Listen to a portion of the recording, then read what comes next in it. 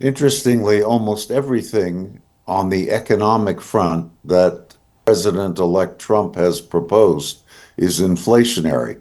We can go through the list. His plan to impose tariffs on just about everything that comes into the United States is clearly inflationary because it will raise prices for all the items we import. And it will also provoke retaliation by our trading partners. Secondly, his plan to export or to kick out all of the illegal immigrants, the undocumented immigrants in this country, is also inflationary if it happens. It probably won't happen. But there are about 11 million immigrants in this country who are undocumented.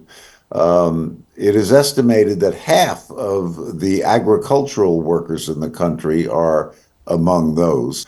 And if they are not there anymore, it would be very difficult to replace those workers. And in any event, it would be at a higher cost. Sir, is your narrative pessimistic? I think that inflation is in the cards if, and this is a big if, the proposals that Trump has proposed go through.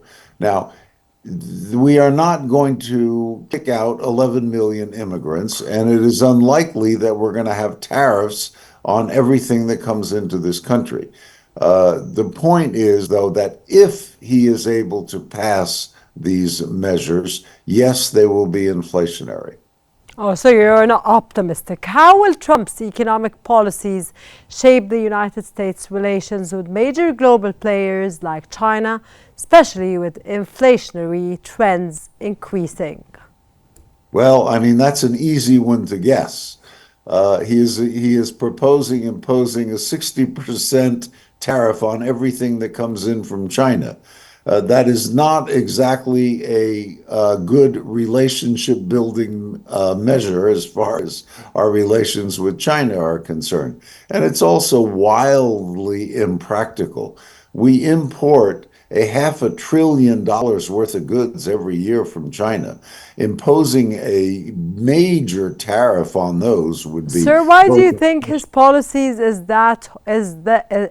very harsh to impose 60% and make it even worse when you need China at this point? It's mutual. indeed.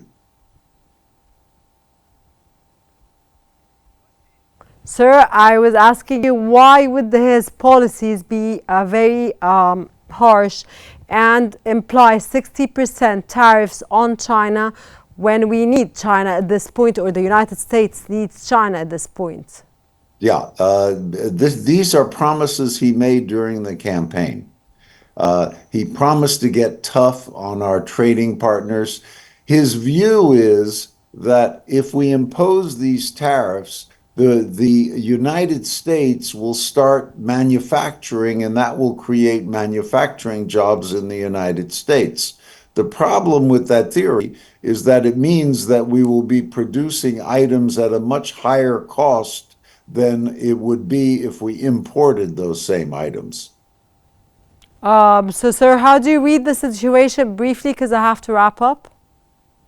I'm sorry, say again. How do you read the situation briefly, sir? Your narrative on what's going on in the economy of the United States as Trump becomes the next president of the United States. Right now, the economy is in terrific shape. The stock market is near an all-time high, but the stock market has been going up for 2 years, so it's likely to have a correction.